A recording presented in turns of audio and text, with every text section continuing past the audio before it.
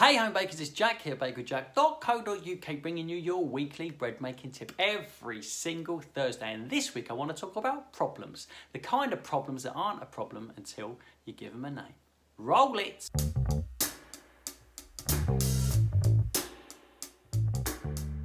Hello there and welcome back to the Baker Jack YouTube channel, where I share a little bit of my bread making expertise with you every single Thursday. If that's your cup of tea and you haven't been here before, consider clicking subscribe before you go. The subject to this video came to me through a few recent experiences and I want to talk about it.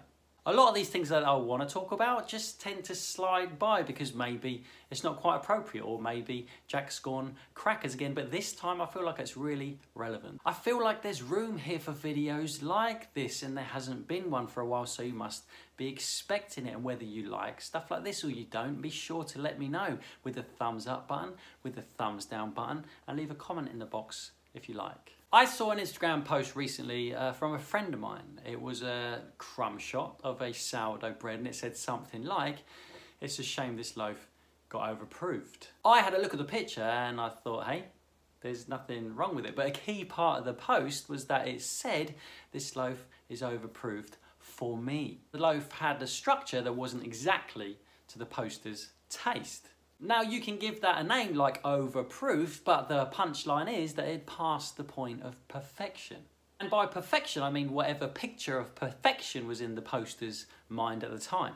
That point of perfection is so minute on the scale of yummy or good or success, but the perfect point of puff is personal because you put it there. If you're judging yourself upon a point of perfection that is really, really small, you're more than likely going to go over it, or you're going to go under it, and nothing else would be good enough apart from that point. In my mind as a home baker, there's a huge range of acceptable, great, yummy sandwich and toast making material that I'm happy with, and so then overproofed is defined by something that's a complete disaster. Something I can no longer eat in much the same way as I defined over needed last week. It's not about the final bread being a little bit chewier than normal. It's defined to me by complete disaster.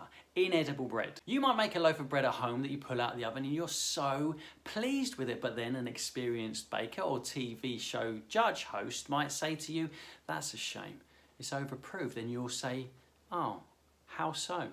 And then they draw your attention to a tiniest detail which up to that point you had no idea was even there, and you probably would have never noticed in the first place, and they say, "See, that's why." And now you've got a problem that you never knew you had. Now your eyes are open. You looked in, you looked too close. You zoomed in looking for a problem and you found it, and now it's yours to deal with. Do yourself a favor and zoom out. "Do I like it?" could be the measure of success. Is it toast? Did it puff at all?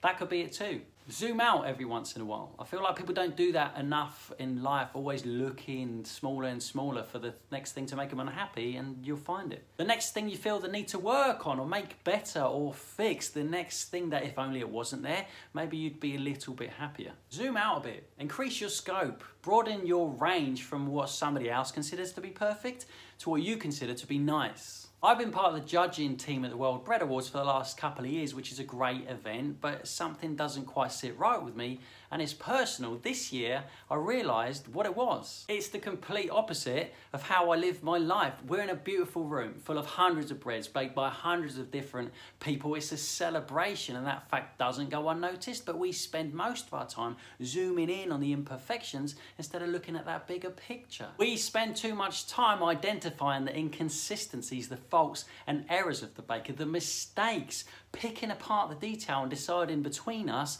just how big those mistakes really are. How much those mistakes are going to cost the entrant.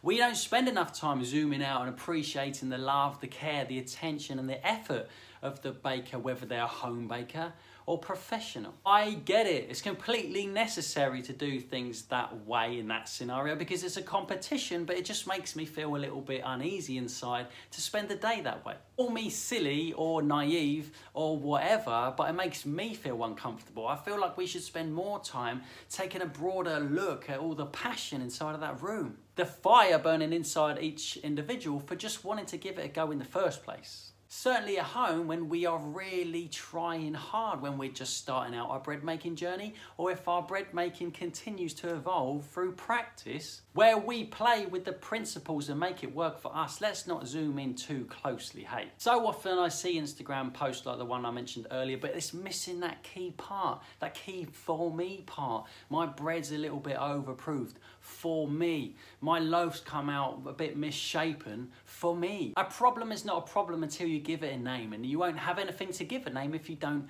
go hunting in the first place. Be kind to yourself. If it's edible, you win. Say things like, here's what I would have liked, not here's what it should have been like. If you're obsessed by the detail and the hunt is bringing you joy, if you're constantly tweaking and refining the process and you're loving it, go nuts, enjoy yourself.